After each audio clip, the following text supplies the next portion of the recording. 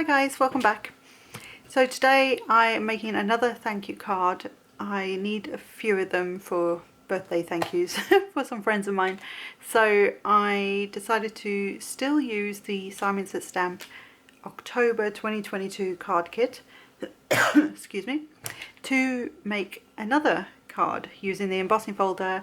I've got the twine and the stamp set for the thank you sentiment, and then I'm going to show you a bit of a technique which I've done before, but I thought this would really, hopefully it'll work and it will look pretty cool. So let me just go through the products and then we will get to it. So like I say, I'm going to use some more of this twine, I think, just as an extra something on the card, just for, you know, an added yumminess. I have a card base which is also out of the kit. The card base isn't, but the cardstock is, and this is one of the colours that I got that I don't think I was supposed to get in the kit.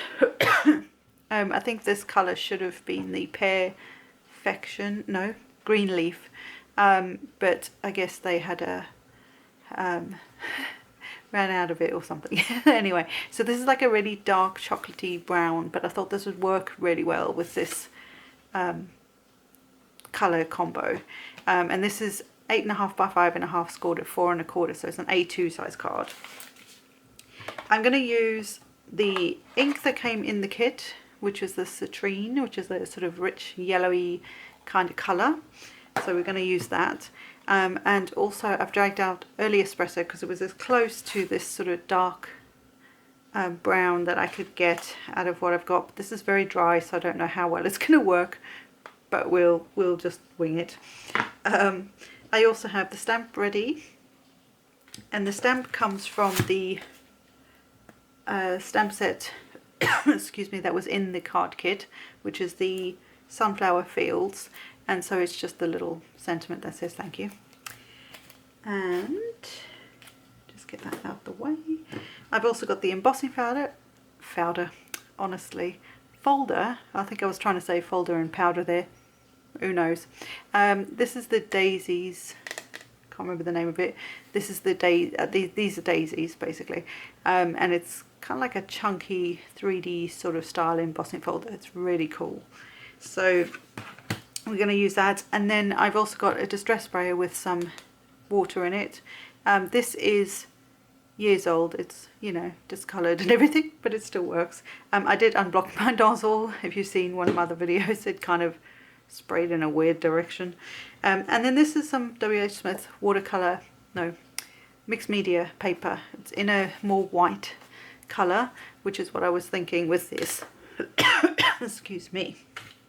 So for this technique, when you open your embossing folder, there'll be a raised side and there'll be a like sunken in or debossed side. So we're going to work on the deboss, so the flat. So when you run your hand over it, there's no bumps protruding up, if that makes sense. But if you went across the other side, you'd feel those raised areas. So we want the flat side, and all we're going to do, this is so easy. I have got my scissors off to the side here. I'm just going to get that ready as well, just so I can drag it in fairly quickly. And all we're going to do is take the ink. Now these are positively, haha, saturated ink, so they're very juicy and the ink pad is very soft.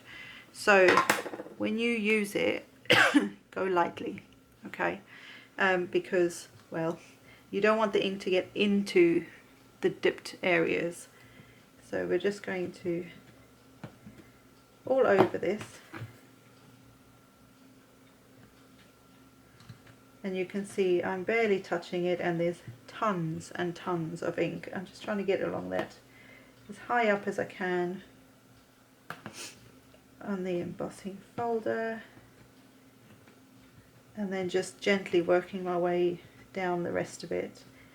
Because this is a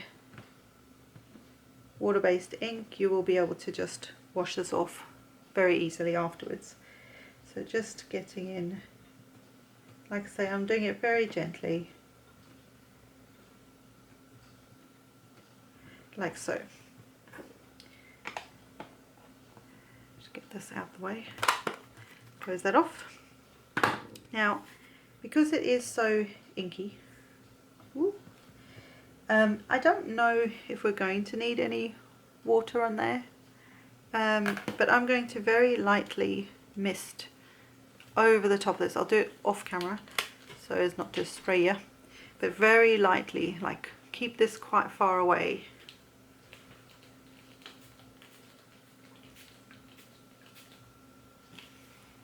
Right, and then what I'm going to do is I'm going to put my paper in the spot I want it on the raised side, so the non-inked side, because this paper is not going to fit exactly.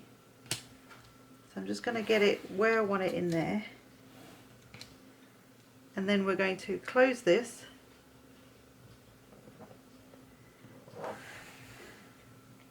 And then grab your machine, so don't don't let go. And then I have a big shot.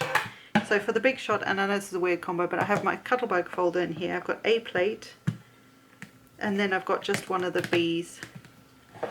And I'm just going to pop that in there. Whatever the sandwich is that works for your machine, use that. And then I'm just going to roll this through. And it is probably going to be a bit messy. Don't worry about it. Don't overthink it. Get rid of those. Just going to grab some paper towel just in case.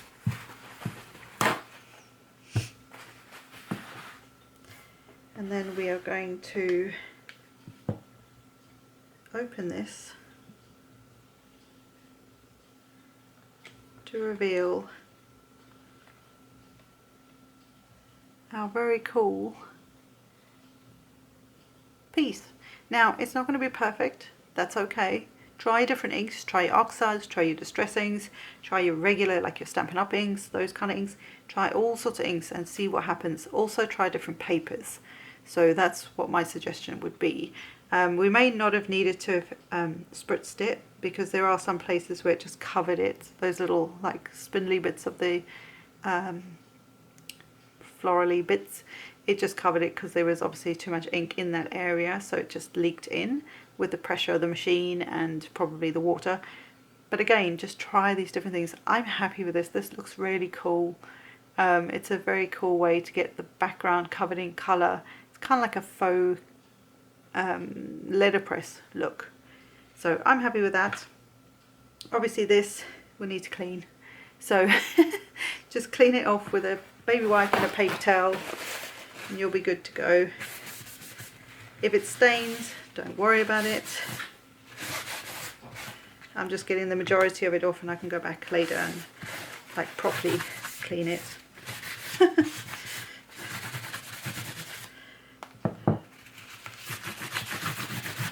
Once it's clean, you won't it won't transfer the ink anywhere else. So let's get that out the way for now. So now we have our little piece here. I'm just going to dry it a little bit.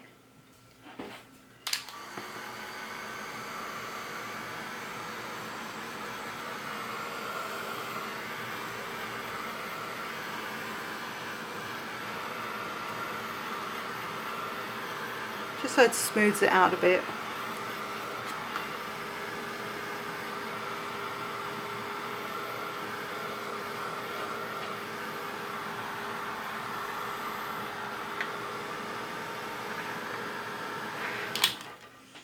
And also this is where most of the ink will be situated.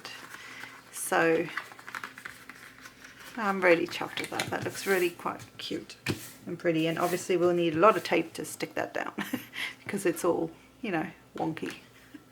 So I think what I'll do first is actually stick excuse me, stick this down. And I'm going to use some fairly strong tape.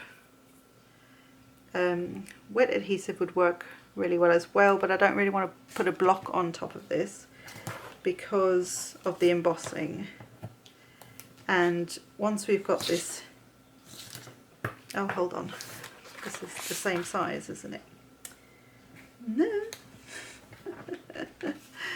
I need to cut this down a bit.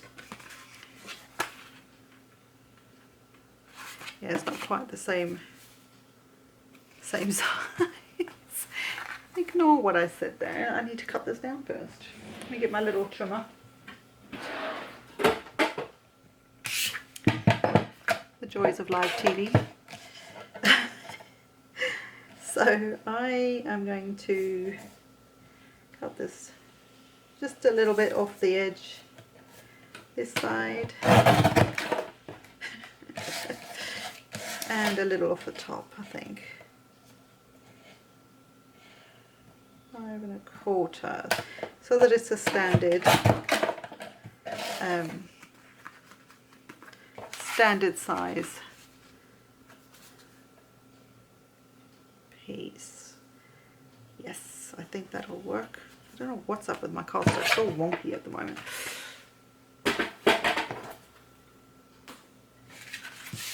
Let's try that again, shall we?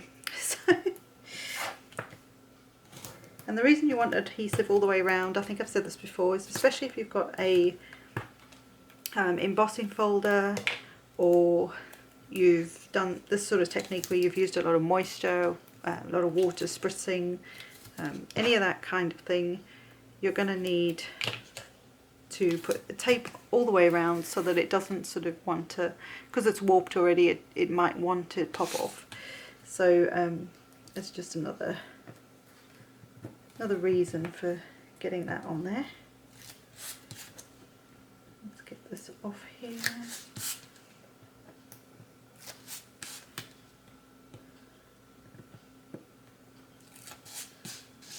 And then these middle bits.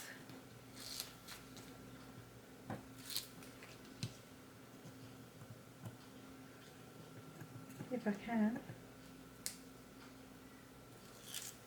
Right. And I just use some lawn fawn tape, which is really quite nice and sticky tape. Let's see if I can get this somewhat lined up.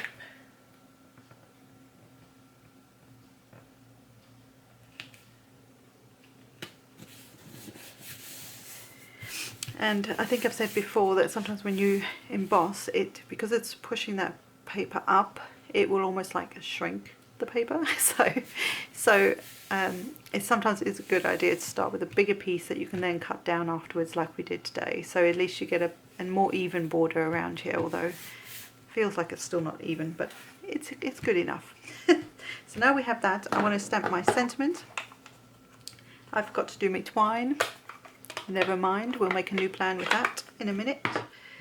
And like I say, this ink is kind of dry, so I don't know how well it's going to work, but hopefully it'll be okay. And I'm just going to pop the thank you up here, like so. It worked alright actually. Just need some refills. So just a simple thank you card. But I think I am going to add a bit of twine from the pack. Yeah, we can do this a different way. So I'm going to, it says try not to knot this. I'm going to just wrap this around here a few times, leaving a long enough piece. Just going to go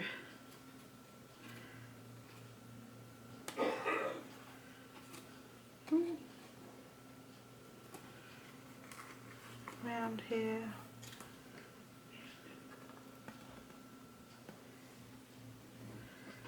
Like so.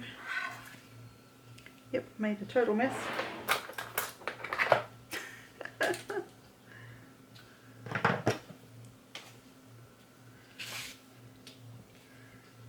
And then just tying it here.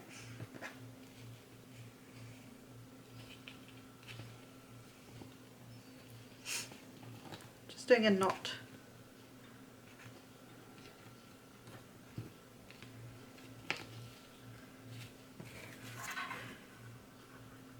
can maneuver these bits where you want them.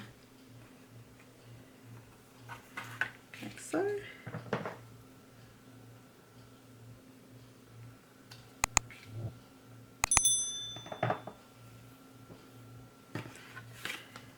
And then it's nice, it's neatish in there, but it looks just like a nice little extra something. Get rid of these stray things. And there you go, guys. Simple, easy, very cool technique to do. People will wonder how you've done it, to be honest. But yeah, I hope you've enjoyed this, and I will see you in the next one, guys. Bye for now.